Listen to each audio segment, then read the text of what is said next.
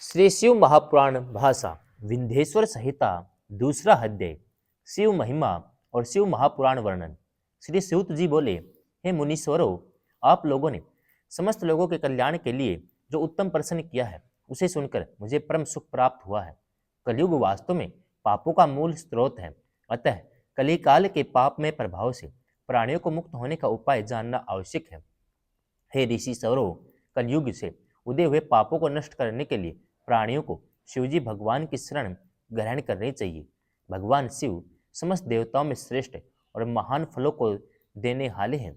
शिव महिमा जानने के लिए शिव महापुराण समस्त ग्रंथों में श्रेष्ठ महापुराण है। इस महापुराण में समस्त वेदों और शास्त्रों का सार है। महामुनि वेद व्यास ने इस महापुराण की रचना की है। इस महापुराण के पढ़ने, सुनने आदि से जो फल प्राणी को प्राप्त होता है उसका वर्णन कठिन है।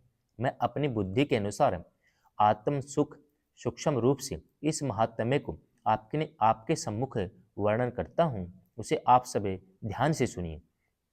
महामुनि वेद व्यास जी का स्वयं यह कथन है कि यह महापुराण महान फल को देने वाला है।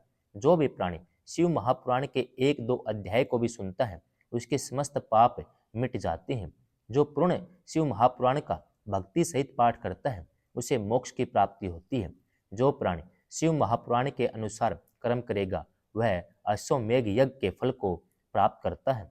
जो प्राणी इस शिव महापुराण का भक्ति सहित पाठ करके पूजन करता है वह समस्त देवताओं के पूजन काल को प्राप्त करता है।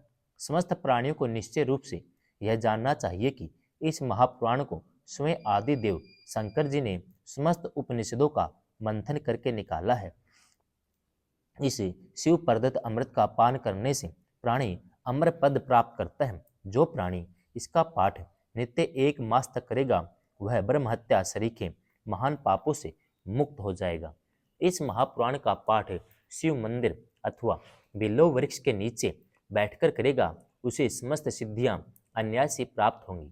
जो प्राणी इस महापुराण का पाठ भैरवनाथ के मंदिर में बैठकर 3 बार करता है उसकी समस्त मनोकामनाएं पूर्ण होती हैं। जो प्राणी चतुर्थी के दिन उपवास करके इसका पाठ बिल्व वृक्ष के नीचे बैठकर करता है तो वह शिवजी की अनन्य भक्ति से प्राप्त करने से देवत्व पद को प्राप्त करता है। शिव महापुराण में शिवजी के द्वारा दिया हुआ ज्ञान जो अर्थ, कामना, धर्म और मोक्ष के संबंध में है वह पूर्ण विवेचना सहित प्रस्तुत है। इस महापुराण में भगवान शंकर की समस्त लीलाओं का विशद वर्णन है। यह महापुराण प्राणियों के लिए परम आदरणीय और श्रद्धा की वस्तु है। वेद और ब्रह्मा जी की एक मत से सम्मति है कि सर्वप्रथम भगवान शिव ने ही इस महापुराण की रचना की है। इस महापुराण में 12 संहिता हैं। वे क्रम अनुसार इस प्रकार हैं। पहली विंध्येश्वर संहिता, रुद्र संहिता, तीसरी विनायक संहिता, चौथी उमा संहिता, 5वीं मातृ संहिता, 6ठी एकादश संहिता, 7वीं कैलाश संहिता, 8वीं शतरुद्र संहिता, 9वीं कोटि रुद्र संहिता, 10वीं सहस्र कोटि रुद्र संहिता, 11वीं वायवी संहिता, 12वीं धर्म संहिता। ये समस्त संहिताएं महान पुण्य देने वाली हैं। इन संहिताओं में विभिन्न संख्याओं में श्लोक हैं। विंध्येश्वर, रुद्र और विनायक तीनों संहिताओं में प्रत्येक में 10,000 श्लोक हैं। उमा और मातृ दोनों संहिताओं में प्रत्येक में 8,000 श्लोक हैं। एकादश रुद्र संहिता में 13,000, कैलाश संहिता में 6,000, शतरुद्र संहिता में 3,000, कोटि रुद्र संहिता में 9,000, सहस्र कोटि रुद्र संहिता में 11,000, वायव्य संहिता में 10,000 और धर्म संहिता में 12,000 श्लोक है। इस प्रकार संपूर्ण शिव महापुराण में कुल मिलाकर 1,00,000 श्लोक है, परंतु भगवान शिव ने इसका सूक्ष्म रूप से ही प्राणियों के सम्मुख रखा है जिसमें केवल 24,000 श्लोक हैं। प्राणियों की गिनती में यह चौथा पुराण है। अब इसमें 7 संहिता ही प्रधान है। इस सूक्ष्म रूप वाले शिव महापुराण के अंतर्गत निम्न 7 ही संहिताएं हैं। वे कर्म अनुसार इस प्रकार हैं।